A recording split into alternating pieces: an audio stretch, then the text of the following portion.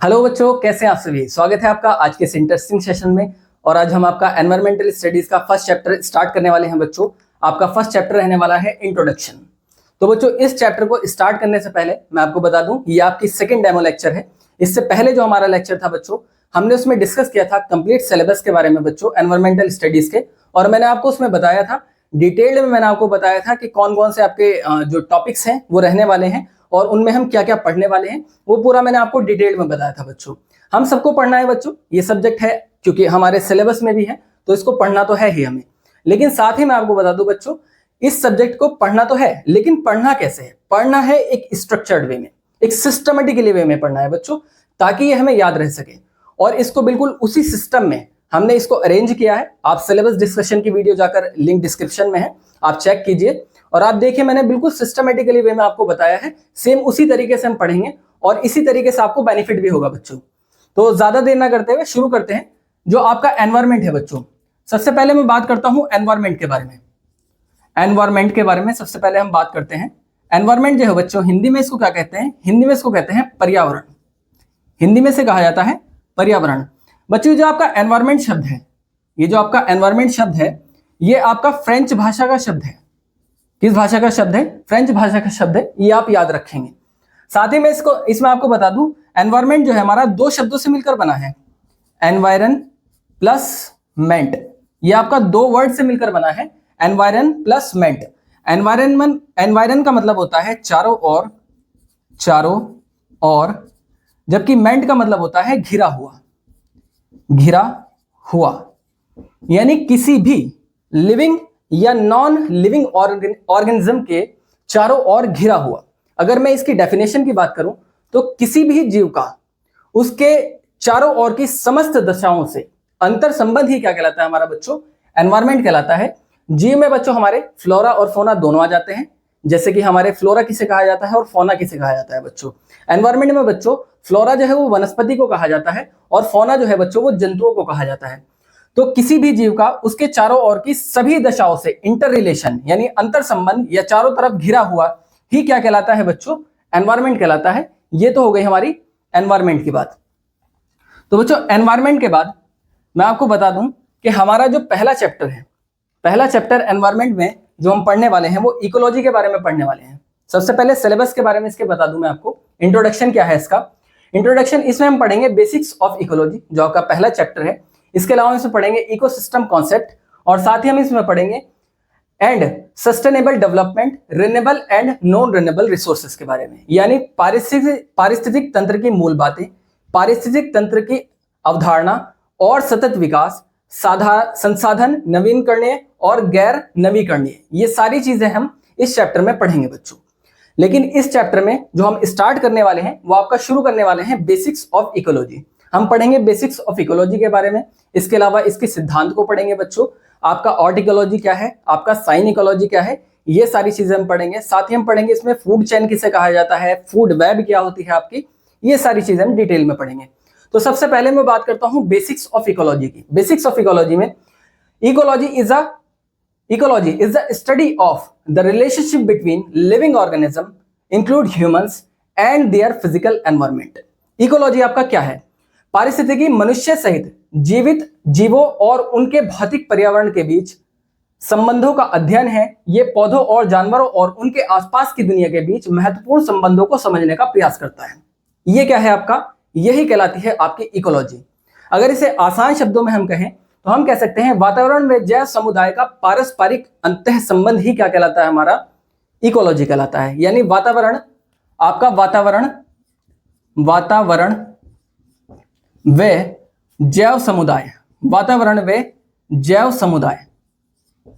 समुदाय यानी आपका जो वातावरण है, वातावरण यानी एनवायरमेंट, और जैव समुदाय किसे कहा जाता है? जैव समुदाय में जैसे कि हमारे इसमें आ जाएंगे लिविंग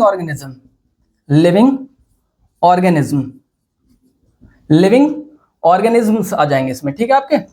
तो ये सारे के सारे क्या कहलाते हैं? जैव समुदाय कहलाते हैं। अच्छा, इंटर रिलेशन क्या है? वातावरण और जैव समुदाय का इंटर रिलेशन ही क्या कहलाता है हमारा?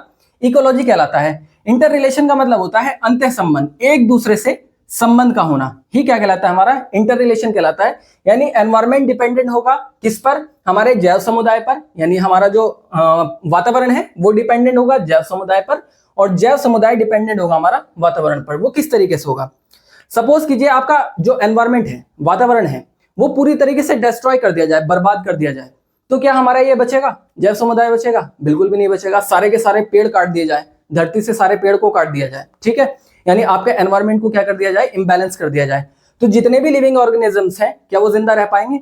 क्यों? क्योंकि लिविंग ऑर्गेनिजम्स को जो जिंदा रहने के लिए ऑक्सीजन की जरूरत पड़ती है। तो इसी तरीके से ये दोनों क्या है, एक दूसरे पर डिपेंडेंट होते हैं। एक दूसरे से क्या होता है, इनका इंटर रिलेशन होता है, इनका अंतः संबंध होता है। इसे ही हम क्या कहते हैं, इकोलॉजी कहते हैं, ठीक है। इसे ही क्या कहा जाता है बच्चों, इकोलॉजी कहा जाता है। इसके अलावा इसमें हम पढ़ेंगे इकोलॉजी के सिद्धांत। आगे चलते हैं इकोलॉजी के सिद्धांत की तरफ। इकोलॉजी का सिद्धांत क्या है, पारिस्थितिकी के कौन कौन से सिद्धांत है, यानी प्रिंसिपल्स ऑफ इकोलॉजी, जिसमें आपका पहला सिद्धांत है विविधता एवं अतिरेक को बनाए रखना, यानी मेंटेन डाइवर्सिटी एंड रिडंडेंसी। इसका क्या मतलब हुआ, यानी विविधता को बनाए रखना। विविधता क्या है बच्चों, विविधता किसे कहा जाता है, इसके अलावा अतिरेक किसे कहा जाता है?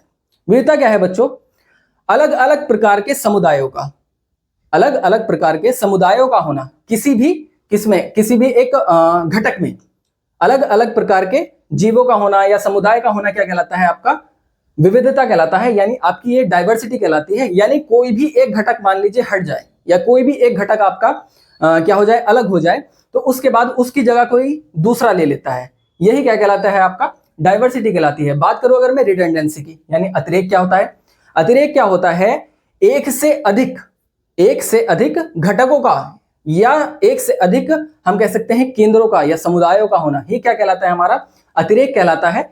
और इसमें क्या होता है, मान लीजिए आपात की स्थिति हो जाए, किसी तरीके से मान लीजिए कोई चीज एक लंबे बड़े पैमाने पर क्या हो गई, डिस्ट्रॉय हो गई, तो उसकी जगह क्या करते हैं, अतिरेक आ जाता है। यानी आपात की स्थिति में जो कम्युनिकेशन होता है, जो आदान प्रदान होता है, उसको क्या कर लेता है, मेंटेन कर लेता है। इसे ही कहा जाता है विभेद और अतिरेक को बनाए रखना।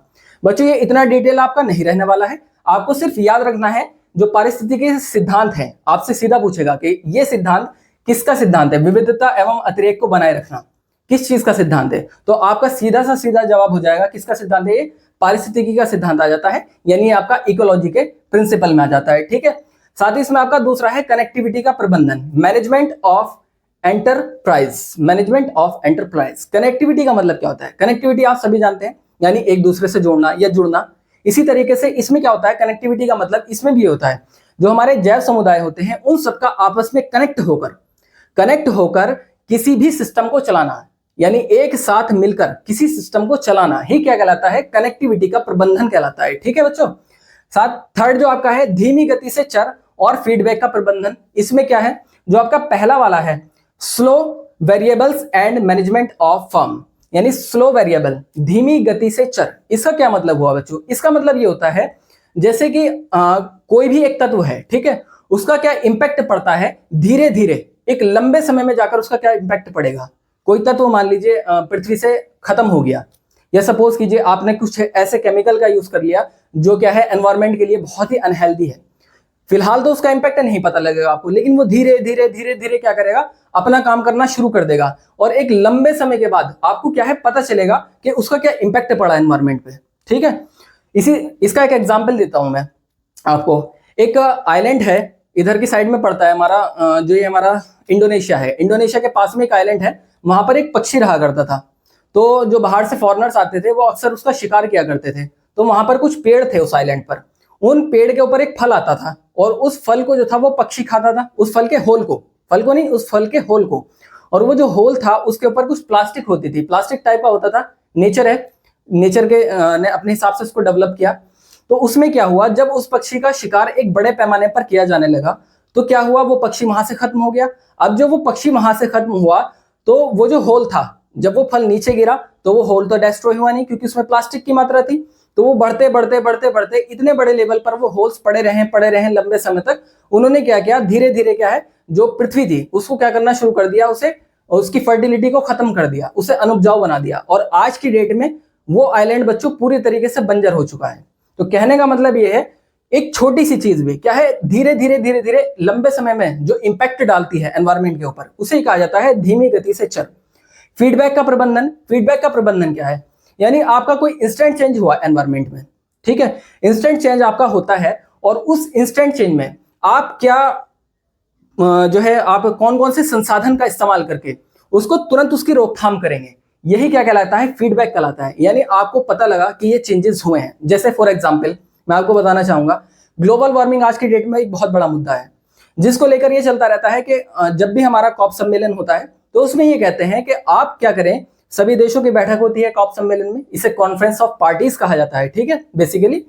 तो उसमें क्या होता है, सभी देश अलग अलग देशों से जो है उनके डेलीगेशंस आते हैं और कॉप सम्मेलन को जो है कंडक्ट किया जाता है। उसके बाद वो ये डिस्कस करते हैं कि कौन कौन सी चीजों पर रोक लगानी चाहिए जिसकी वजह से आपके एनवायरमेंट को बैलेंस किया जा सके।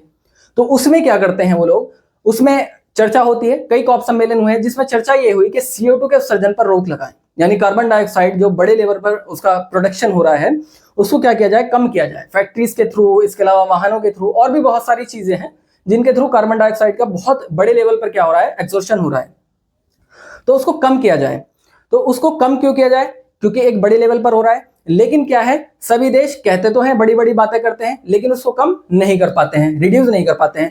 तो इतने बड़े चेंजेस हमारे यहाँ पर होते चले जा रहे हैं, बहुत सारी परेशानियां आती चली जा रही हैं, लेकिन क्या है, उस पर तुरंत इंस्टेंट रोक नहीं लग रही है, ठीक है। अगर ऐसा हो जाए तो क्या है, जो चेंजेस हो रहे हैं, इंस्टेंटली जो परिवर्तन हो रहे हैं, उनको क्या किया जा सकता है, रोका जा सकता है। तो यही कहलाता है आपका, जो भी इंस्टेंट चेंज हो आपका, उस पर क्या करना है, उसको उसका फीडबैक लेना है और उसके बाद उसको रोकथाम के उसके उपाय ढूंढने हैं। इसे ही कहा जाता है फीडबैक का प्रबंधन। चलिए आगे चलते हैं। जो आपका चौथा सिद्धांत है वो है सीखने के लिए प्रोत्साहन, एनकरेजमेंट टू लर्न, यानी सीखने के लिए प्रोत्साहन का सिद्धांत आपका क्या कहता है? इस सिद्धांत में ये कहा गया है, सीखने के लिए प्रोत्साहन के सिद्धांत में आपका जो मतलब आप किसी को, कोई भी एक व्यक्ति है या कोई समूह है, उसे किसी भी काम को सीखने के लिए प्रेरित किया जाना है, ठीक है। तो उसको प्रेरित करने के लिए आप कौन कौन से इंस्ट्रूमेंट का इस्तेमाल कर सकते हैं, यही क्या कहलाता है आपका, बेसिकली सीखने के लिए प्रोत्साहन कहलाता है। जैसे कुछ लोग जो हैं वो किस लिए करते हैं किसी काम को, कि उन्हें फेम मिल जाए, नेम फेम मिल जाए, यानी अवार्ड के लिए करते हैं। कुछ लोगों को सिखाने के लिए क्या है, कुछ गिफ्ट वगैरह दे दिया जाता है, जैसे बच्चों को दे दिया जाता है, प्राइज दे दिया जाता है बच्चों को, या कह देते हैं कि अगर आपके टेस्ट में अच्छे मार्क्स आए तो आपको ये दिया जाएगा, ठीक है, यानी एक तरीके का प्रोत्साहन देना उनको। इसी तरीके से कुछ सेटिस्फेक्शन के लिए अपने काम को करते हैं, ये भी एक तरीके का प्रोत्साहन है। तो सीखने के लिए प्रोत्साहन क्या कहता है, आप किसी को भी, किसी भी व्यक्ति या समूह को एनकरेज करेंगे, ठीक है, किस लिए, किसी भी काम को सीखने के लिए आप प्रेरित करेंगे उसको, और उसके बदले में आप उसे कुछ ना कुछ दे देंगे, तो वो क्या कहलाता है, उसका सीखने के लिए प्रोत्साहन कहलाता है। यही इसका सिद्धांत है।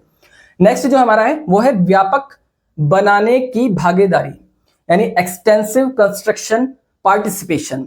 इसमें क्या होता है बच्चों, व्यापक बनाने की भागीदारी। इसमें क्या होता है, जो आपकी कंस्ट्रक्शन एक्टिविटी होती है, उस कंस्ट्रक्शन एक्टिविटी में विभिन्न, या हम कह सकते हैं बड़े स्तर की लोगों की भागीदारी ही क्या कहलाती है, वो कहलाती है हमारी कंस्ट्रक्टिव पार्टिसिपेशन कहलाता है, ठीक है बच्चों।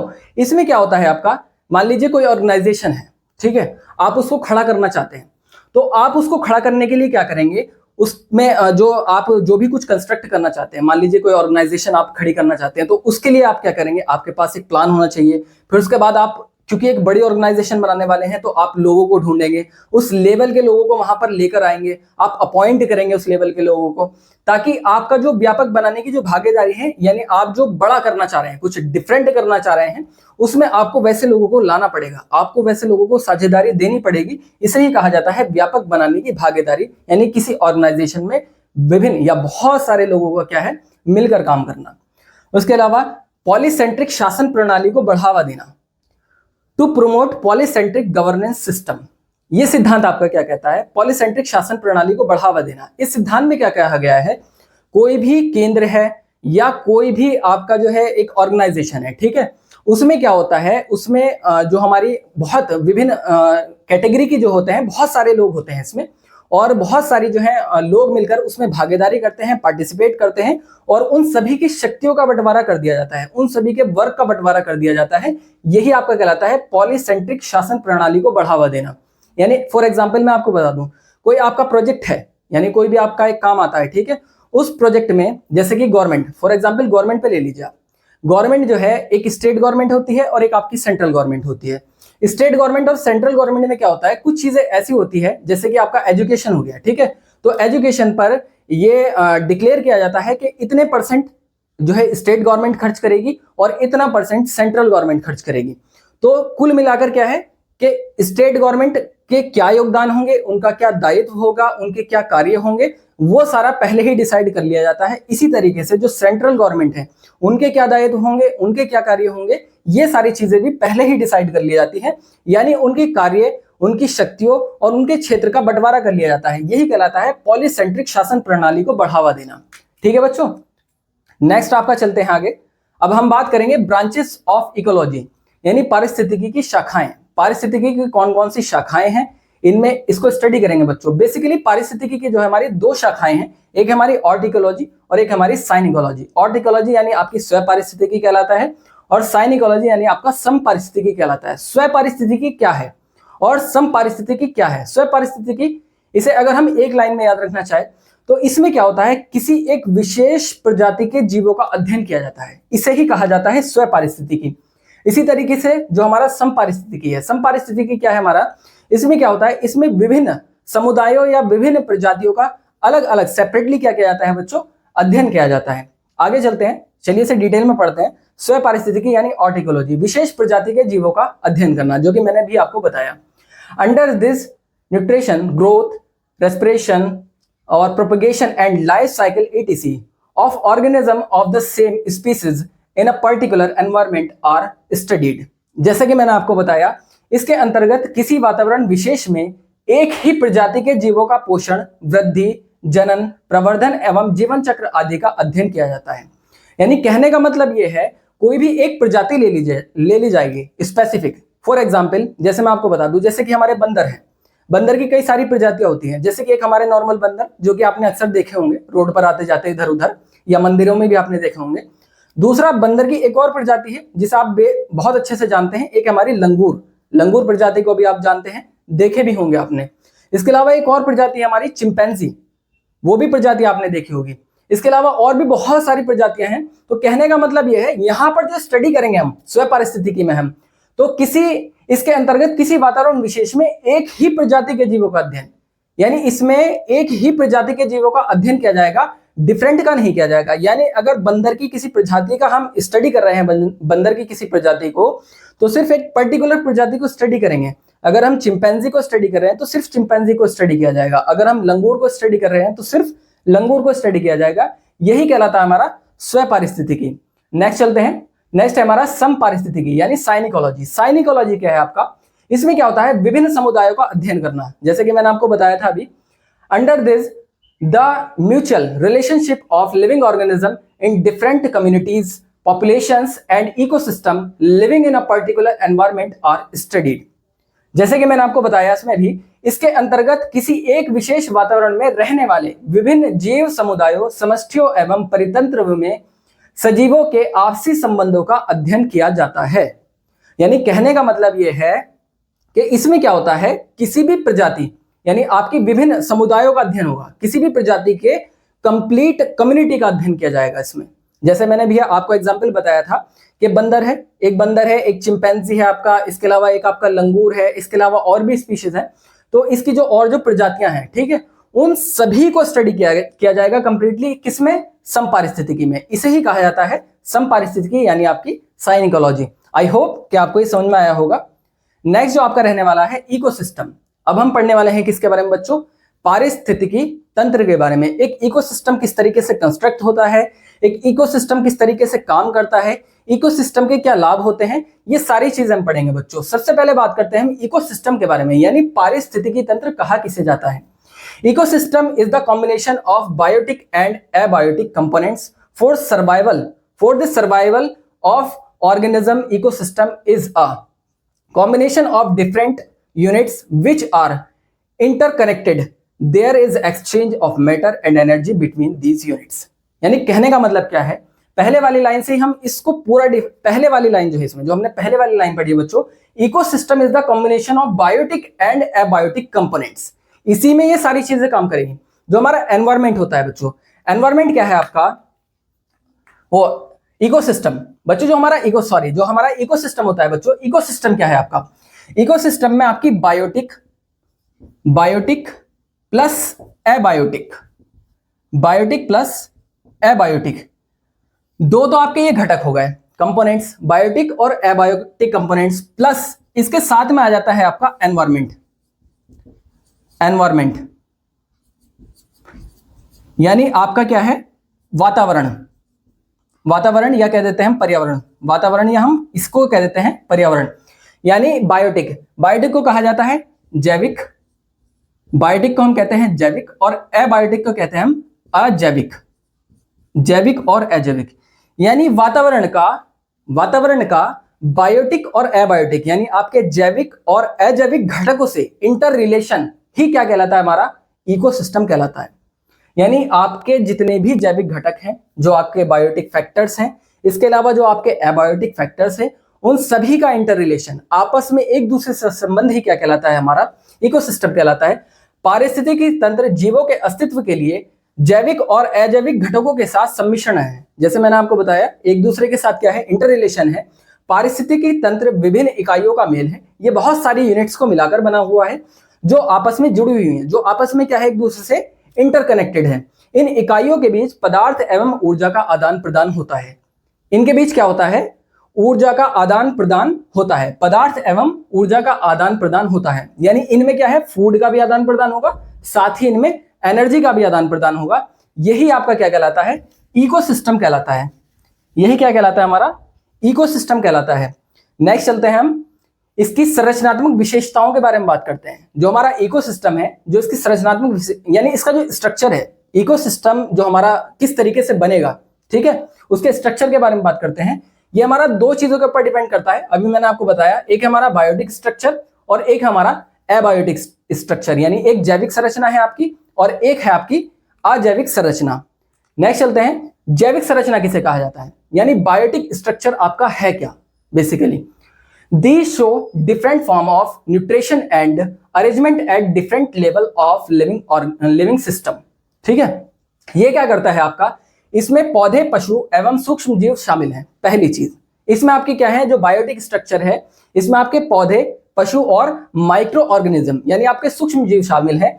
ये जीव तंत्र के विभिन्न स्तरों पर पोषण एवं व्यवस्था के विभिन्न रूप दर्शाते हैं। इनको 3 वर्गों में वर्गीकृत किया गया है। जो हमारे बायोटिक फैक्टर हैं, इन बायोटिक फैक्टर्स को 3 पार्ट में डिवाइड किया गया है बच्चों। जो आपका सबसे पहले इस स्ट्रक्चर में होता क्या क्या है, मैंने आपको बता दिया, पौधे, पशु एवं सूक्ष्म जीव इसमें क्या किए जाते हैं, इंक्लूड किए जाते हैं। साथ ही इसको 3 पार्ट में डिवाइड किया गया है, जिसमें आपके 3 पार्ट कौन कौन से हैं, एक आपका प्रोड्यूसर है, एक आपका कंज्यूमर है और एक आपका डीकंपोजर है। प्रोड्यूसर, कंज्यूमर और डीकंपोजर। आपका प्रोड्यूसर क्या होता है, प्रोड्यूसर्स किसे कहा जाता है, प्रोड्यूसर्स में आपके जितने भी पेड़ पौधे होते हैं वो सारे के सारे के हैं आपके प्रोड्यूसर्स की कैटेगरी में आते हैं, यानी आपके उत्पादक कहलाते हैं। हिंदी में से कहा जाता है उत्पादक। कंज्यूमर क्या है, कंज्यूमर जो इन्हें खाते हैं, यानी जो भोजन को ग्रहण करते हैं, उन्हें कहा जाता है कंज्यूमर। और डीकंपोजर किन्हें कहा जाता है, डीकंपोजर कहा जाता है बच्चों मृतोपजीवी। इसे हिंदी में यानी ये मरे हुए पशुओं को या मरी हुई चीजों को ये खाने का काम करते हैं या उन्हें डीकंपोज करने का काम करते हैं, इन्हें ही कहा जाता है आपका डीकंपोजर। चलिए इन्हें डिटेल में पढ़ते हैं बच्चों। जो हमारा सबसे पहले कौन सा है, हमारा उत्पादक यानी प्रोड्यूसर। प्रोड्यूसर किन्हें कहा जाता है, these are mainly green plants which make their food through photosynthesis. Producer कौन कहलाते हैं हमारे, प्रोड्यूसर किन्हें कहा जाता है, ये मुख्यतः हरे पौधे होते हैं जो प्रकाश संश्लेषण के द्वारा अपना भोजन बनाते हैं और इन्हें स्वपोषी भी कहते हैं। ये बात ध्यान रखना बच्चों, इन्हें स्वपोषी भी कहते हैं। अगर मैं बात करूं इनके एक और पॉइंट के बारे में, या तो इन्हें आप स्वपोषी कहेंगे या आप इन्हें कह सकते हैं शून्य श्रेणी का उपभोक्ता भी इन्हें बच्चों कहा जाता है। ठीक है, तो ये क्या करते हैं बच्चों, इनका मेन काम क्या है, फूड को बनाना, ठीक है, और फूड का प्रोडक्शन करना। फूड का प्रोडक्शन कैसे करते हैं बच्चों, ये फूड का प्रोडक्शन करते हैं प्रकाश संश्लेषण के द्वारा। फूड का क्या करते हैं, प्रोडक्शन करते हैं प्रकाश संश्लेषण के द्वारा। और इन्हें क्या कहा जाता है, इन्हें ही कहा जाता है स्वपोषी। ठीक है, नेक्स्ट आपका जो रहेगा वो रहेगा उपभोक्ता यानी कंज्यूमर्स। कंज्यूमर्स किन्हें कहा जाता है, all organisms which depend on another organism for food are called consumers. ठीक है, यानी सभी जीव जो भोजन के लिए दूसरे जीवों पर निर्भर करते हैं उपभोक्ता कहलाते हैं। इन्हें भक्ष्यपोषी भी कहते हैं या इनको निम्न प्रकार वर्गीकृत किया जा सकता है। यानी कहने का मतलब क्या है, जो भी हमारे जीव हैं जो भोजन के लिए दूसरों पर डिपेंडेंट होंगे, यानी जो हमारे पेड़ पौधे हैं वो किसी पर डिपेंडेंट नहीं होते, उनका काम क्या होता है? उनका काम होता है फूड को प्रोडक्शन करना। और किसके थ्रू करते हैं फूड का प्रोडक्शन? वो करते हैं प्रकाश संश्लेषण यानी आपका फोटोसिंथेसिस के द्वारा। लेकिन जो हमारे कंज्यूमर्स होते हैं यानी आपके जो उपभोक्ता होते हैं, ये डिपेंडेंट होते हैं। वो इंडिपेंडेंट होते हैं लेकिन ये क्या होते हैं? डिपेंडेंट होते हैं। तो इसीलिए उन्हें कहा जाता है स्वपोषी और इन्हें कहा जाता है भक्ष्यपोषी या इन्हें परपोषी भी कहा जाता है।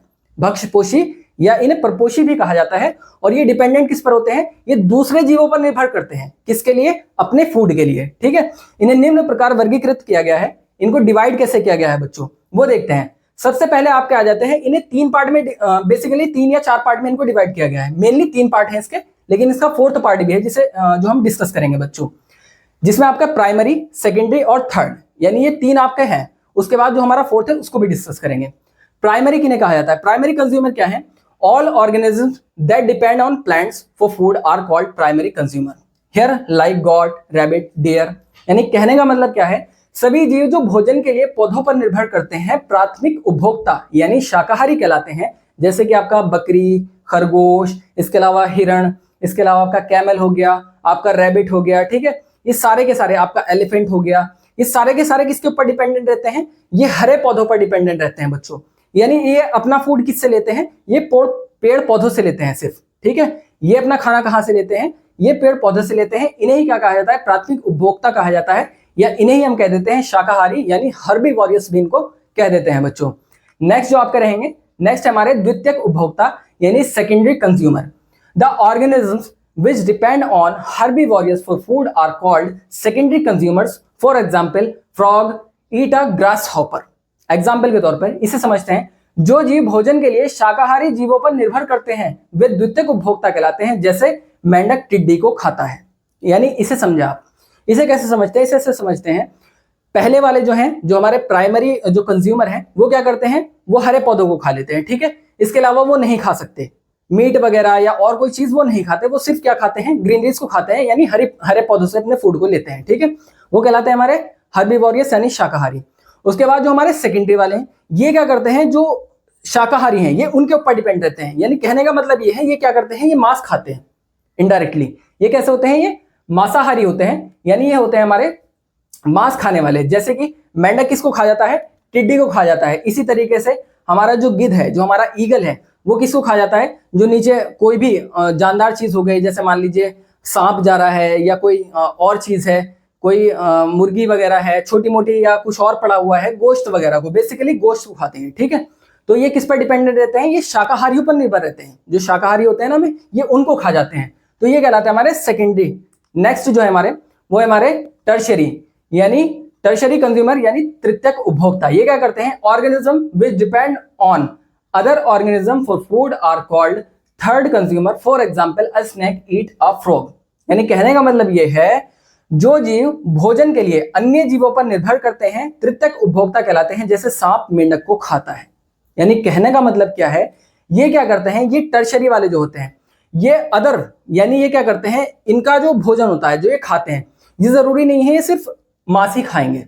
इनका ये पक्का नहीं है, ये कुछ भी खा लेते हैं। ये मांस भी खा लेते हैं, यानी ये ऑमनिवोरियस होते हैं। ये क्या होते हैं? बेसिकली ऑमनिवोरियस होते हैं, यानी हर्बीवोरियस और कॉर्निवोरियस दोनों को ही, दोनों से काम चला लेते हैं अपना। ठीक है, यही क्या कहलाता है? हमारे टर्शरी कहलाते हैं। जैसे कि सांप किसको खा जाता है? मेंढक को खा जाता है। जबकि मेंढक किसको खा रहा है? टिड्डे को खा रहा है। ये क्या है? अपने आप में ये भी मांसाहारी है मेंढक भी, लेकिन ये क्या है? ये इसका भी शिकार कर रहा है। वो तो टिड्डे को ही खा रहा है, ये इसको भी खा जाता है सांप। ठीक है, स्नेक हो गया आपका, फ्रॉग हो गया आपका, इसके अलावा आपका किंगफिशर हो गया, ये मछलियों को खा जाता है।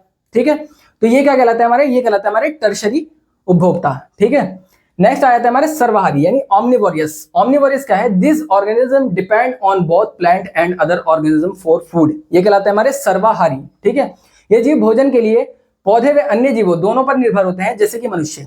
ठीक है, ये क्या है? ये जो 4th कैटेगरी है, ये कहलाता है हमारे सर्वाहारी। ये क्या करते हैं? जैसे कि हमारा डॉग हो गया, डॉग क्या करता है? मीट भी खा लेता है और वेज भी खा लेता है, नॉन वेज भी खा लेता है। कैट हमारी वेज भी खा लेती है, नॉन वेज भी। इसी तरीके से ह्यूमन भी हमारा वेज नॉन वेज, ह्यूमन को तो खैर छोड़ ही दो, सभी कुछ खा लेता है ह्यूमन तो। ठीक है, तो इसे क्या कहा जाता है? ये कहलाता है हमारे ऑमनिवोरियस, यानी यही कहलाता है हमारे सर्वाहारी।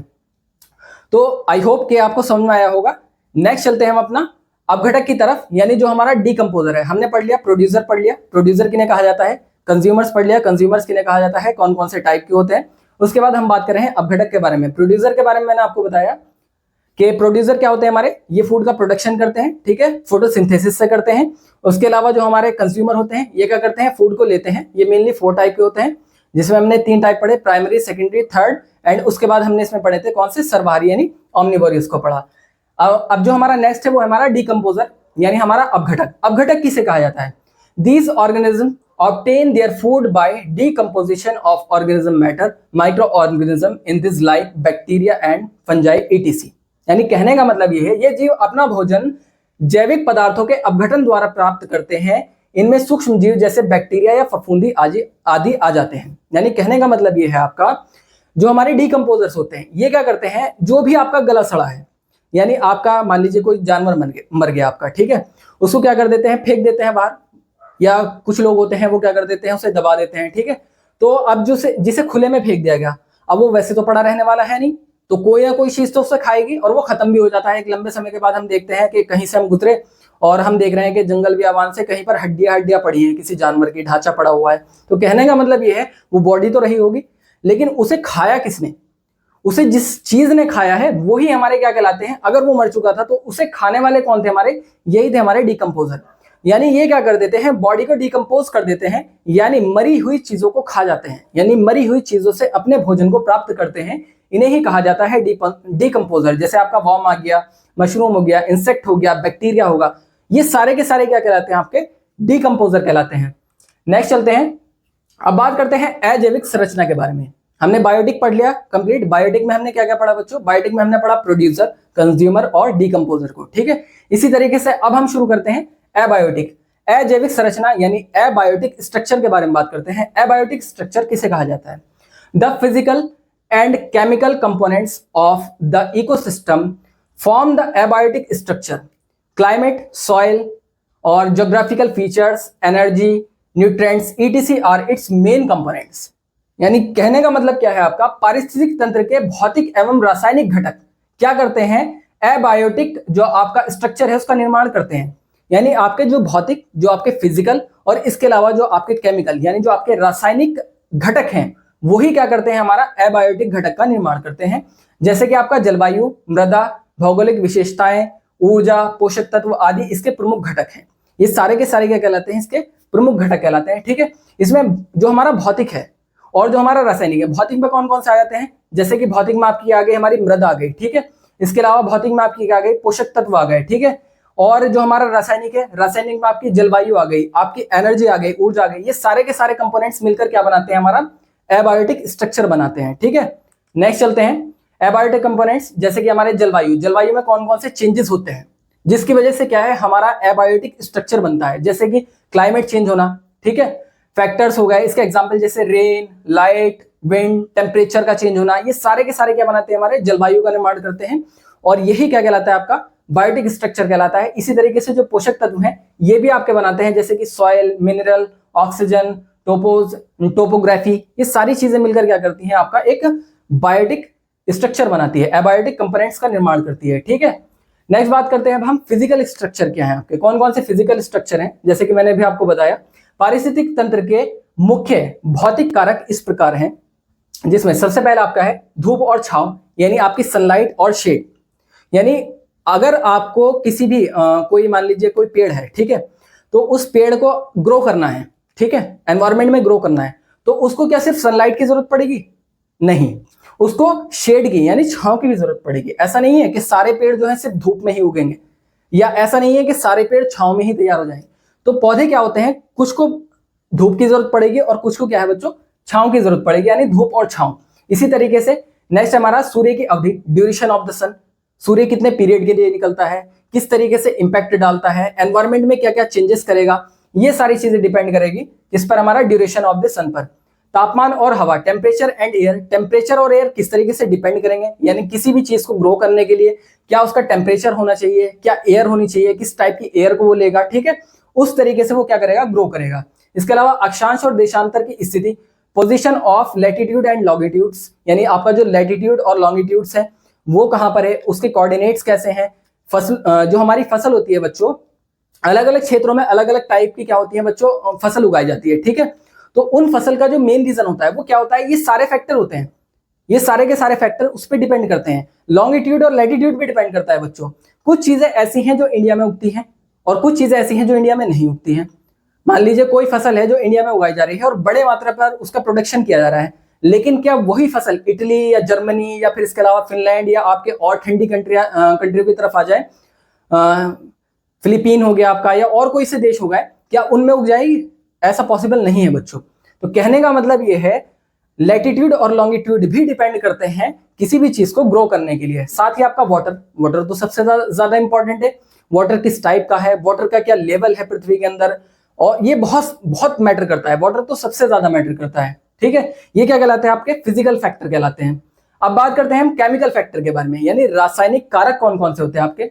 Major nutrients such as carbon, hydrogen, nitrogen, phosphorus, oxygen, sulphur, other organic substance affect the functioning of the ecosystem. ये सारे के सारे जो मैंने आपको बताए हैं प्रमुख पोषक तत्व, जैसे कि आपका कार्बन हो गया। कार्बन क्या है? हर एक जो हमारा कहूं मैं, अगर जो स्ट्रक्चर जो हमारा बन रहा है उसमें लगभग 25 नहीं बल्कि ज्यादा ही परसेंटेज होता है कार्बन का हर एक स्ट्रक्चर को बनाने में। साथ ही हाइड्रोजन भी एक इंपॉर्टेंट रोल निभाती है, एनवायरमेंट में मौजूद होती है। नाइट्रोजन का भी एक लेवल होता है। फॉस्फोरस का भी बहुत यूज होता है एनवायरमेंट को बनाने में। जैसे कि आपका फॉर एग्जांपल मैं आपको दे दूं, ये हमारे टीथ हैं, ठीक है। टीथ जो है हमारे किसके बने हुए हैं? इसके अंदर भी फॉस्फोरस पाया जाता है बच्चों। टीथ के अंदर जो शाइनिंग है वो भी कौन क्रिएट करता है बच्चों? फॉस्फोरस ही करता है। ये हमें मिलता कहां से? हमारी बॉडी के अंदर न्यूट्रिएंट्स जाते हैं, तभी हमारे क्या होते हैं, पूरी हमारा जो बॉडी है जो शेप लेती है, जो हमारा स्ट्रक्चर बनता है, ये सारे के सारे न्यूट्रिएंट्स हमारी बॉडी के अंदर जाते हैं बच्चों, तभी हमारी बॉडी क्या करती है, एक शेप लेती है। इसी तरीके से जैसे कि आपका टीथ है, हमने कोई ऐसी चीज खाई या हमने कोई ऐसा फल लिया या हमने कोई ऐसी वेजिटेबल को खाया जिसके अंदर फॉस्फोरस का एक अच्छा लेवल था। और इसी तरीके से जैसे कि आपका कैल्शियम हो गया, कैल्शियम भी एक बॉडी के लिए इंपॉर्टेंट होता है। तो ये क्या होता है, हम ये सारी चीजें खाते हैं और ये हमारी बॉडी में क्या है, न्यूट्रिएंट्स की फॉर्म में जाता है और ये हमारी बॉडी तक पहुंच जाता है और वो सारा का सारा रेगुलेशन इसी तरीके से चलता रहता है। साथ ही ऑक्सीजन का आप सबको पता ही है, अगर हम ऑक्सीजन ना हमें मिले तो हमारा क्या होगा, हम तो मर जाएंगे। तो ऑक्सीजन भी एक इंपॉर्टेंट रोल निभाता है। सल्फर हो गया। अन्य जैविक पदार्थ पारिस्थितिक तंत्र के कार्यों को प्रभावित करते हैं। अगर इन सभी को इम्बैलेंस कर दिया जाए तो क्या हमारे इकोसिस्टम पर इफेक्ट पड़ेगा? मान लीजिए ऑक्सीजन का लेवल बहुत कम कर दिया जाए, इफेक्ट पड़ेगा? बिल्कुल पड़ेगा। जितने भी लिविंग ऑर्गेनिजम्स हैं वो सारे के सारे क्या हो जाएंगे, डेड हो जाएंगे। अगर ऑक्सीजन का लेवल डाउन कर दिया जाए तो वो सारे के सारे क्या हो जाएंगे, आपके डेड हो जाएंगे। इसी तरीके से कार्बन हो गया, आपका नाइट्रोजन हो गया, इनके लेवल को बढ़ा दिया जाए तो क्या होगा, फिर भी नुकसान हो जाएगा। तो कहने का मतलब ये है सभी सब्सटेंस का एक इक्वल मात्रा में होना चाहिए। तो ये सारे के सारे क्या कहलाते हैं, आपके रासायनिक फैक्टर्स कहलाते हैं। पारिस्थितिक तंत्र के जैविक एवं अजैविक घटक परस्पर प्रभाव डालते हैं। ये खाद्य श्रृंखला एवं पदार्थ चक्रण द्वारा एक दूसरे से जुड़े रहते हैं। यानी ये सारे के सारे जो आपके जो रासायनिक फैक्टर्स हैं, ये सारे के सारे क्या हैं, फूड चेन के द्वारा क्या होते हैं, एक दूसरे से जुड़े होते हैं और ये क्या करते हैं, एनवायरनमेंट पर इफेक्ट डालते हैं, आपके इकोसिस्टम को इफेक्ट जरूर करते हैं। फूड चेन से कैसे जुड़े हुए हैं, फूड चेन से आपके कैसे जुड़े हुए हैं, इसको ऐसे समझ सकते हैं आप। जैसे कि मैंने अभी आपको बताया था एक छोटा सा एग्जाम्पल, आपने क्या किया, आपने कुछ खाया, ठीक है, उसके अंदर क्या था, कैल्शियम भरपूर मात्रा में था। फॉर एग्जाम्पल जैसे कि आपने कैल्शियम के लिए क्या खाते हैं, कैल्शियम टैबलेट, कैल्शियम के लिए जैसे कि हम ले लेते हैं अंडा वगैरह ले लेते हैं, ठीक है, अंडे का एग्जाम्पल ले लेते हैं फॉर एग्जाम्पल। तो अंडा किसी व्यक्ति ने खाया, ठीक है, तो उसमें क्या होता है, हमें पता है, दिखाई तो नहीं देता, तो वो क्या है, कैल्शियम उसमें मौजूद होता है, वो हमारी बॉडी के अंदर जाता है और वो क्या करता है, मान लीजिए किसी की बोन्स कमजोर है तो वो हड्डियों को मजबूती प्रदान करता है। किसी के बाल वाइट हो रहे हैं, वो क्या करता है, उसको न्यूट्रिएंट्स पहुंचाता है। किसी के दांत झड़ रहे हैं, वो उसको न्यूट्रिएंट पहुंचाता है, कैल्शियम। इसके अलावा किसी के दांतों में जो है पीलापन आ गया है, जो कैल्शियम भरपूर मात्रा में लेगा उसका पीलापन दूर हो जाएगा टीथ का। तो ये सारी चीजें क्या है, ये जुड़ी हुई किससे हैं, ये जुड़ी हुई है फूड चेन से, यानी इनडायरेक्टली हम तक पहुंच जाती है और हम ही से क्या है, ये वापस एनवायरमेंट में पहुंच जाती है। कैसे, जैसे ह्यूमन की डेथ हो गई, मरने के बाद क्या होता है, उसको या तो शव को जला दिया जाता है या उसको दफना दिया जाता है, ठीक है। तो शव को जब जला दिया गया तो उसकी बोन्स होंगी। अब बोन्स क्या होंगी, वो बोन्स मिट्टी में मिल जाएंगे। मिट्टी में मिलने के बाद क्या होगा, जो हमारे पेड़ पौधे होंगे वो नीचे से हमारी जो बोन्स होगी उनसे क्या करेंगे, कैल्शियम को और फॉस्फोरस को लेंगे और उसके बाद क्या है, वो अपने आप को ग्रो करेंगे। ग्रो करने के बाद उस पर जो फल आएगा उसके अंदर उसकी मात्रा होगी, वो फल फिर से ह्यूमन खाएगा और वो क्या है, इसी तरीके से साइकिल चलता रहेगा। ह्यूमन की बॉडी में चला जाएगा फास्फोरस भी और कैल्शियम भी। ये एक फूड चेन होती है बच्चों, इसी तरीके से ये रेगुलेट करती रहती है और यही आपका बनाती है इकोसिस्टम। ठीक है बच्चों, नेक्स्ट चलते हैं। नेक्स्ट हम बात करते हैं इसकी व्यवहारिक विशेषताओं के बारे में, यानी फंक्शनल एट्रीब्यूट्स के बारे में। व्यवहारिक विशेषताएं क्या क्या है इसकी? पारिस्थितिक तंत्र की कार्यप्रणाली के मुख्य घटक निम्नलिखित हैं। कौन कौन से घटक हैं जो हम इसमें पढ़ने वाले हैं? इसमें हम पढ़ने वाले हैं खाद्य श्रृंखला के बारे में, खाद्य जाल और पोषक स्तर के बारे में, यानी फूड चेन क्या है आपकी, किस तरीके से ये वर्क करती है, किस तरीके से हेल्पफुल है, कौन कौन सी फूड चेन होती है, ये सारी हम पढ़ेंगे। साथ ही हम इसमें पढ़ेंगे फूड वेब के बारे में, खाद्य जाल किसे कहा जाता है, और इसके अलावा हम पढ़ेंगे ट्रॉपिक लेवल के बारे में, यानी पोषक स्तर क्या है, ठीक है, पोषी स्तर किसे कहा जाता है, ठीक है, एक स्तर से दूसरे स्तर पर किस तरीके से ऊर्जा क्या होती है, ट्रांसफर होती है, और कितना ऊर्जा का क्या होता है, कितनी ऊर्जा हमारी रिड्यूस होती है, कितनी ऊर्जा हम यूज में ले आते हैं, ये सारी चीजें पढ़ेंगे। साथ ही इसमें पढ़ेंगे प्राइमरी एंड सेकेंडरी प्रोडक्शन, यानी आपका प्राथमिक और द्वितीयक उत्पादन को पढ़ेंगे। इसके अलावा पारिस्थितिक तंत्र के विकास और विनिमय, इकोसिस्टम डेवलपमेंट एंड रेगुलेशन, किस तरीके से इकोसिस्टम का डेवलपमेंट होता है और किस तरीके से इसका रेगुलेशन किया जाता है। साथ ही इसमें पढ़ेंगे हम एनर्जी फ्लो के बारे में, एनर्जी फ्लो किसे कहा जाता है। सबसे पहले हम बात करेंगे फूड चेन के बारे में, यानी खाद्य श्रृंखला, फूड चेन किसे कहा जाता है, किस तरीके से वर्क करती है, चलिए देखते हैं। Sought to eat and be eaten the process is called food chain, यानी कहने का मतलब यह है खाने एवं खाए जाने की क्रमबद्ध प्रक्रिया को भोजन श्रृंखला कहा जाता है, या खाद्य श्रृंखला के उदाहरण निम्न प्रकार है। यानी कहने का मतलब क्या है, खाने एवं खाए जाने का क्रमबद्ध प्रोसेस, यानी इसको ऐसे समझिए, क्रमबद्ध प्रक्रिया का मतलब क्या होता है, step by step, step by step, step by step, यह कहलाती है क्रमबद्ध प्रक्रिया। खाए एवं खाए जाने की, यानी किसी भी चीज को खाने की प्रक्रिया क्या कहलाती है, हमारी फूड चेन कहलाती है। लेकिन इसमें एक पॉइंट को ध्यान में रखना है, वो खाना कैसे होगा, स्टेप बाय स्टेप, यानी एक क्रमबद्ध तरीके से होगा और एक सीधी रेखा में होगा, इसे ही कहा जाता है फूड चेन। यानी कहने का मतलब यह है, इसको ऐसे समझिए, यहां पर आपकी घास है, ठीक है, फॉर एग्जाम्पल, घास को कौन खाएगा, घास को टिड्डी खाएगी, टिड्डी खाएगी या टिड्डा खाएगा। टिड्डी को किसने खाया, इसको खा लिया मेंढक ने, किसने खा लिया इसको, मेंढक ने, और मेंढक को कौन खा गया, मेंढक को खा गया सांप, मेंढक को किसने खाया, सांप ने खाया, और सांप को कौन खा गया, सांप को खा गया बाज, बाज समझ लो या चील समझ लो, ठीक है, बाज खा गया। तो कहने का मतलब यह है, इसमें जो फूड चेन होती है, इसमें खाए एवं खाए जाने का क्रमबद्ध तरीका, यानी ये एक सिस्टम को फॉलो करती है जो कि स्टेप बाय स्टेप होगा। ऐसा नहीं होगा घास टिड्डी को खा जाए, या ऐसा नहीं होगा टिड्डी मेंढक को खा जाए, ना ही ऐसा होगा मेंढक सांप को खा जाए। यानी इसमें जो चेन में चलेगा, जो खाने का प्रोसेस चलेगा, वो कैसे चलेगा, एक क्रमबद्ध चलेगा, यानी एक सिस्टम में चलेगा, बिल्कुल सीधा। यानी पहले घास को खाएगी टिड्डी, उसके बाद टिड्डी को खाएगा मेंढक, मेंढक को खाएगा सांप, और सांप को कौन खाएगा, बाज खा जाएगा। इनमें से कोई भी रिवर्सिबल नहीं होगा। कहने का मतलब ये है, पीछे की तरफ नहीं चलेगा। यानी ऐसा नहीं हो सकता कि टिड्डी मेंढक को खा जाए, या ऐसा नहीं होगा कि सांप को कौन मेंढक खा जाए, ऐसा नहीं होगा। तो कहने का मतलब यह है, खाए एवं खाए जाने की क्रमबद्ध प्रक्रिया को भोजन श्रृंखला यानी फूड चेन कहा जाता है। यानी एक सिस्टमेटिकली वे में क्या होगा, फूड को खाया जाएगा। एग्जाम्पल इसका, खाद्य श्रृंखला के उदाहरण निम्नलिखित है। Autotrophic vegetation, primary carnivorous, secondary carnivorous, high level carnivorous. कहने का मतलब यही है, प्राइमरी कॉर्निवोरियस को कौन खाएगा, सेकेंडरी कॉर्निवोरियस, सेकेंडरी कॉर्निवोरियस को कौन खाएगा, हाई लेवल कॉर्निवोरियस। कहने का मतलब यह है, ये जो हमारा बाज है, बाज क्या कहलाएगा, यहां पर हमारा उच्च श्रेणी का उपभोक्ता कहलाएगा, हायर लेवल कंज्यूमर कहलाएगा। और कौन सा हमारा, कॉर्निवोरियस, ठीक है, ये कहलाएगा हायर लेवल वाला, ये कहलाएगा हायर। और जो हमारा ये है, ये कहलाएगा हमारा प्राइमरी, ये क्या कहलाएगी हमारी, प्राइमरी, ये कहलाएगी हमारी प्राइमरी। तो प्राइमरी से शुरू होगा और कहां पर जाएगा, ये हायर लेवल पर जाएगा, लेकिन रिवर्सिबल नहीं होगा। यानी कोई भी बैग किसी को नहीं खाएगा, एक क्रमबद्ध तरीके में, यानी सीधे आगे की तरफ ही क्या करेंगे, खाया जाएगा चीजों को। स्वपोषी शाकाहारी, प्राथमिक मांसाहारी, यानी स्वपोषी को कौन खाएंगे, शाकाहारी खाएंगे, शाकाहारी को कौन खाएंगे, प्राथमिक मांसाहारी खाएंगे, और मांसाहारी को कौन खाएंगे, द्वितीयक मांसाहारी खाएंगे, और द्वितीयक मांसाहारी को कौन खाएंगे, उच्च स्तर के मांसाहारी खाएंगे। हुआ ना यही। देखिए स्वपोषी कौन है, हमारी घास है, यानी अपना भोजन किससे बनाते हैं, खुद से बनाते हैं, प्रकाश संश्लेषण, फोटोसिंथेसिस के द्वारा, अभी थोड़ी देर पहले बताया था मैंने।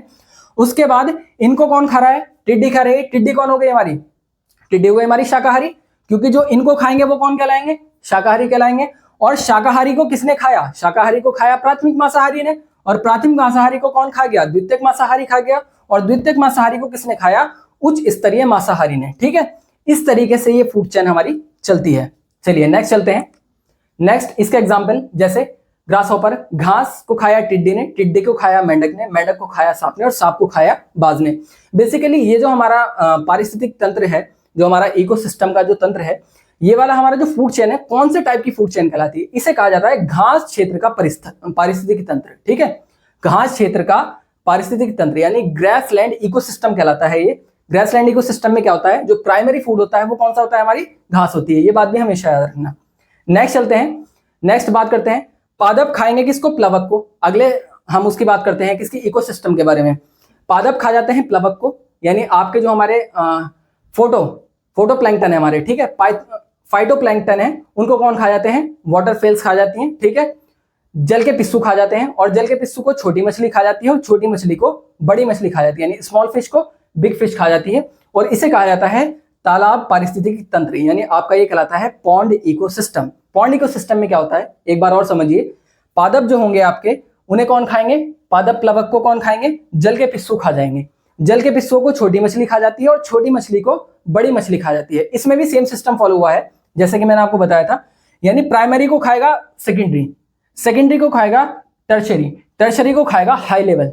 हाई लेवल का जो आपका कंज्यूमर होगा वो कौन है? यहाँ पर हमारी बड़ी मछली है। किसमें? तालाब में।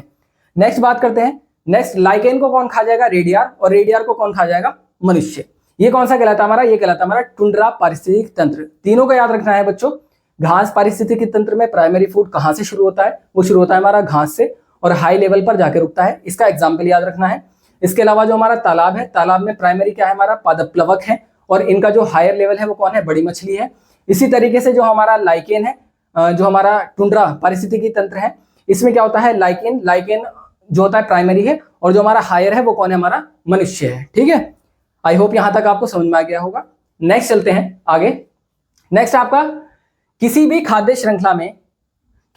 श्रृंखला में हरे पौधे हमेशा पहला स्तर बनाते हैं। कोई भी आपकी फूड चेन हो, अगर उसमें आपको पता लगाना है कि आपका जो प्राइमरी यानी जो हमारा उत्पादक है, जो हमारा क्या है? हमारा उत्पादक है, कहने का मतलब फर्स्ट लेवल का जो फूड चेन को निर्माण कर रहा है, उसे क्या कहा जाता है? तो उसका पता कैसे लगाएंगे? उसका पता ऐसे लगा लीजिए, वो हमेशा हरे पौधे ही होंगे।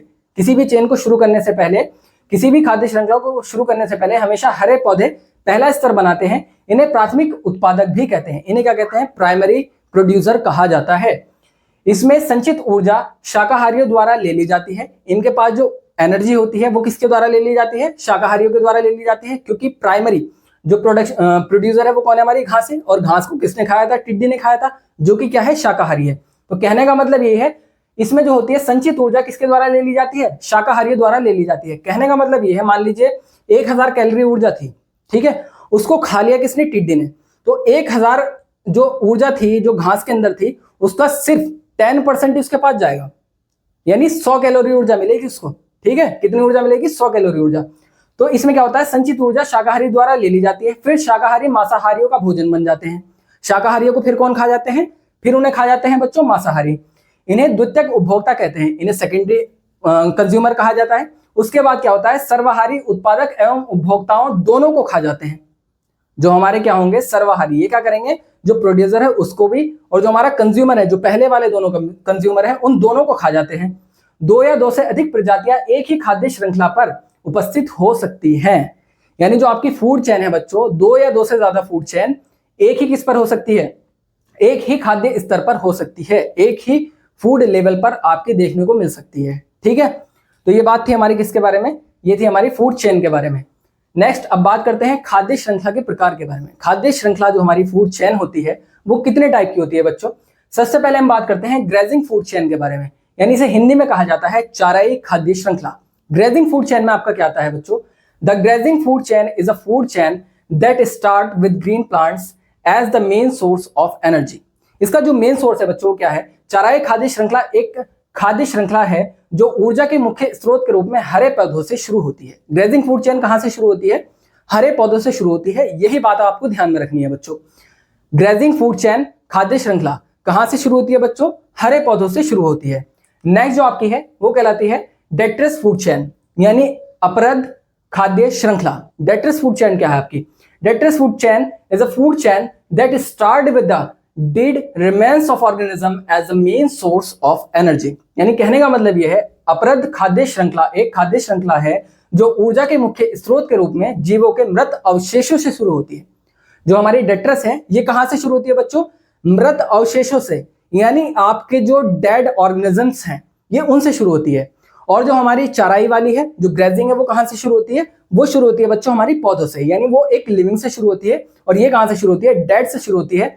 यानी इसमें रोल किसका रहने वाला है आप समझ सकते हैं, इसमें रोल रहेगा डिकम्पोजर्स का, और उसमें रोल किसका रहेगा? उसमें रहेगा हमारा प्रोड्यूसर्स का। ठीक है बच्चों, जैसे एग्जाम्पल के तौर पर यहां आप देख सकते हैं कैबेज, कैबेज को किसने खाया? हमारा कैटरपिलर ने खाया। कैटरपिलर को कौन खा जाएगा? हमारा ब्लैक बर्ड खा गई। ठीक है, ये तो हो गई आपकी ग्रेजिंग फूड चेन। यानी हरी सब्जी को खाया किसने? हमारे प्राइमरी कंज्यूमर ने। और प्राइमरी कंज्यूमर को कौन खा गया? हमारा ब्लैक बर्ड खा गया, यानी सेकेंडरी खा गया। या हम इसे टॉप लेवल का भी हम कंज्यूमर कह सकते हैं इस टाइम। इसके अलावा डेट्रस फूड चेन के बारे में अगर मैं बात करूं, डेट्रस में क्या है? ये कहां से? डेड लीफ, मैंने कहा था ना मृत से शुरू होगी। जो हमारी डेड लीफ है, जो सड़ चुकी पत्तियां हैं, उनको किसने खाया? वुड लाउस ने खाया। ठीक है, उसके बाद उसको कौन खा गया? उसको भी ब्लैक बर्ड खा गई। कहने का मतलब ये शुरू होंगे डिकम्पोज से।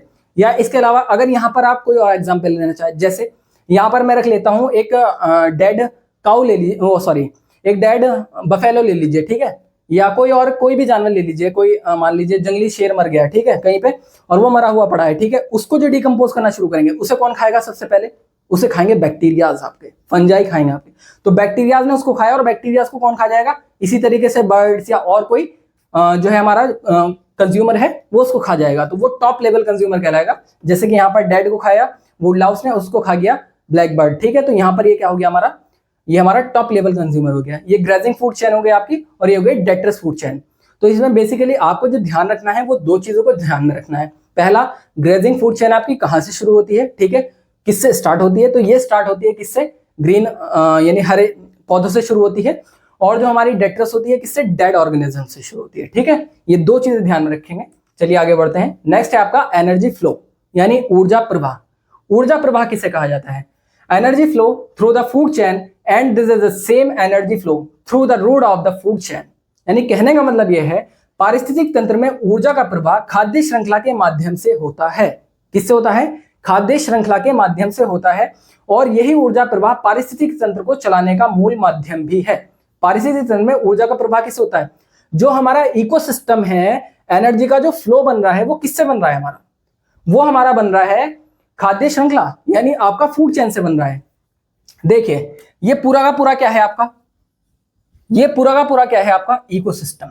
ये क्या है आपका? इकोसिस्टम, ऐसे समझिए। ये पूरा का पूरा क्या है आपका? इकोसिस्टम है। ठीक है, इसमें पेड़ भी होंगे, ठीक है, इसमें आपके पेड़ भी होंगे, इसमें आपके इंसेक्ट्स भी होंगे, ठीक है, इसमें आपके पक्षी भी होंगे। ठीक है, इतनी अच्छी ड्राइंग नहीं है भाई मेरी, बस समझ जाइए पक्षी बना दिया मैंने। ठीक है, इसमें आपके पेड़ होंगे, आपके जो है पक्षी होंगे, इसमें आपका ह्यूमन भी होगा। ठीक है, ह्यूमन भी बना दिया, देखो कितना बढ़िया ह्यूमन बनाया। ठीक है, इस टाइप का कुछ। तो ये सारी चीजें क्या है? आपकी एक इकोसिस्टम का पार्ट है। ठीक है, लेकिन इस इकोसिस्टम में हम बात कर रहे हैं एनर्जी फ्लो के बारे में। इस इकोसिस्टम में एनर्जी फ्लो कैसे चलता है? तो एनर्जी फ्लो पारिस्थितिक तंत्र में ऊर्जा का प्रवाह फूड चेन के माध्यम से होता है। इस पूरे इकोसिस्टम में एनर्जी का एक फ्लो हो रहा है। एनर्जी यहां से यहां जा रही है, यहां से यहां जा रही है, यहां से यहां जा रही है, और यहां से यहां पर आ रही है। यानी कहने का मतलब यह है जो हमारा एनर्जी का फ्लो रहा है वो कर कौन रहा है? कर तो बेसिकली फूड चेन ही रही है। अगर इस फूड चेन में मैं एक चीज और इंक्लूड कर लूं, सपोज करो यहाँ पे मैंने पेड़ ले लिए, ठीक है, पेड़ से प्राप्त हुए क्या? हमारे फल। ठीक है, फल को किसने खाया? फल को खाया जानवर ने, जानवर या मनुष्य ने, जानवर या मनुष्य ने। इसके बाद इनकी क्या हो गई? डेथ। इनकी क्या हो गई? डेथ।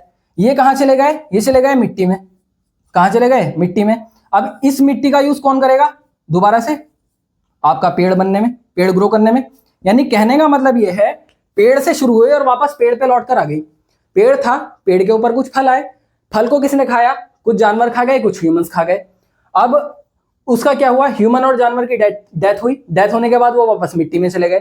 अब ये मिट्टी जो थी, मिट्टी क्या हुआ? सॉइल ने दोबारा से अपना जो उसके अंदर जो हमारी जो बॉडी के अंदर जो ऑर्गेनिजम्स थे, सॉरी हमारी बॉडी के अंदर जो भी तत्व थे, वो सारे एलिमेंट्स का यूज करके दोबारा से क्या हुआ? एक नया पेड़ निकला, और उस पेड़ पर फिर से फल आ गए, उस फल को फिर से खाया। तो कहने का मतलब क्या है? ये फूड चेन चल रही है। तो इसने एनर्जी दी, इसने फल दिया, फल से एनर्जी मिली जानवर को और मनुष्य को, और ये दोनों मरे, मरने के बाद मिट्टी में गए और यहां से एनर्जी फिर से किसको मिल गई? पेड़ को। तो कहने का मतलब ये है एनर्जी का जो हमारा जो फ्लो हो रहा है, जो ऊर्जा का प्रवाह हो रहा है, वो किसके द्वारा हो रहा है? वो हो रहा है हमारा फूड चेन के द्वारा, और किस में हो रहा है? इकोसिस्टम में। इसे ही कहा जाता है एनर्जी फ्लो। नेक्स्ट चलते हैं, एनर्जी फ्लो। एनर्जी फ्लो के कुछ पॉइंट्स के बारे में बात करेंगे। जैसे कि आपका पहला पॉइंट है, energy flow is always in one direction. पहली बात, एनर्जी फ्लो क्या होता है? एक डायरेक्शन में होता है, ठीक है। ऊर्जा का प्रवाह कैसा होता है? एक डायरेक्शन में होता है, यानी ऊर्जा प्रवाह सदा एक ही दिशा में होता है। एनर्जी का फ्लो, जैसे यहां से क्या हुआ, एनर्जी यहां गई, यहां से यहां गई, यहां से यहां गई, यहां से यहां गई, यहां से लौटकर नहीं आएगी। अगर इसे कोई और खा गया तो उसके पास चली गई। कहने का मतलब है इन द एंड जाते जाते एनर्जी क्या हो जाएगी? आगे जाते जाते क्या हो जाएगी? चलती चली जाएगी वो। कभी भी एनर्जी का एक प्रिंसिपल है, एनर्जी का एक प्रिंसिपल ये है जिसे ऊष्मागतिकी के सिद्धांत भी कहा जाता है।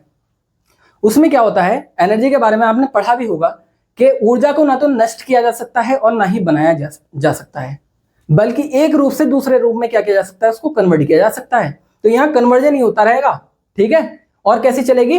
एक दिशा में, ठीक है। इसके अलावा it is from the producer to the organism and finally to the decomposer. ये उत्पादकों से उपभोक्ताओं की दिशा में और अंत में अपघटकों की दिशा में होती है। ये उत्पादक से उपभोक्ताओं की दिशा में और अंत में कहां पर? अपघटकों के पास पहुंच जाती है। कहने का मतलब ये प्रोड्यूसर से शुरू हुई, यानी आपके पेड़ पौधों से एनर्जी स्टार्ट हुई, उसके बाद कहां पहुंची?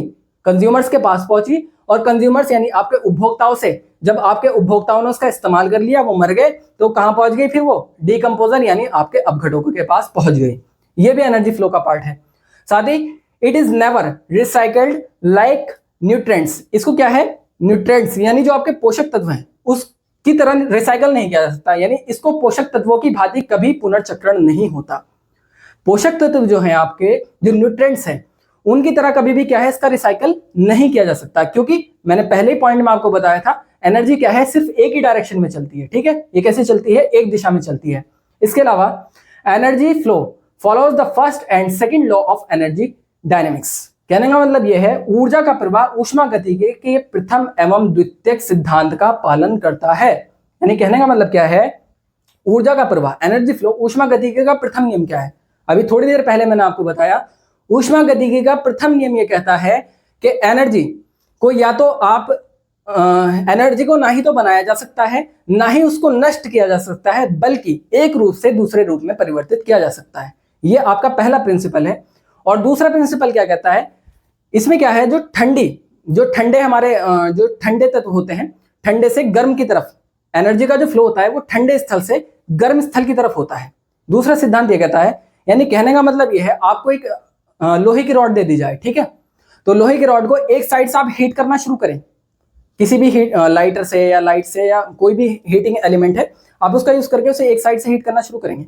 तो कहने का मतलब यह है, इधर की तरफ से जहां से आप हीट कर रहे हैं, तो हीट इधर से, यहां से गर्म होनी, आपकी छड़ जो है जो आपने ली है वो यहां से गर्म होनी शुरू होगी और धीरे धीरे धीरे धीरे आपकी पूरी छड़ गर्म हो जाएगी। तो कहने का मतलब यह है, जो सेकंड प्रिंसिपल है वो ये कहता है ऊष्मा का, वो ये कहता है कि ऊष्मा जो है वो हमेशा ठंडे गर्म क्षेत्र से किधर की तरफ चलती है?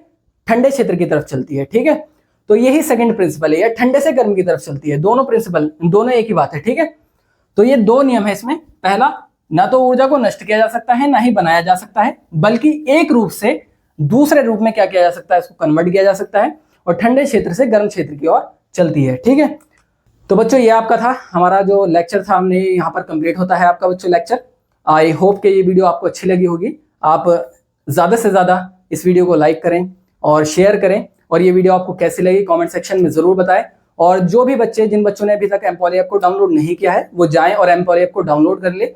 और जिन बच्चों ने कोर्स को अभी तक एनरोल नहीं किया है, वो जल्दी से कोर्स को एनरोल कर ले बच्चों। अब आपकी रेगुलर क्लासेस शुरू हो चुकी हैं, और आपको जो है जिस वे में मैंने आपको बताया था, और आप एक बार सिलेबस डिस्कशन की वीडियो ज़रूर देख लें। मैंने आपको जिस वे में बताया था कि इस वे में हम पढ़ाने वाले हैं, सेम आप देख सकते हैं कि सिस्टमेटिकली वे में उसी तरीके से आपको पढ़ाएंगे। आई होप कि आप लेक्चर आपको बहुत पसंद आया होगा।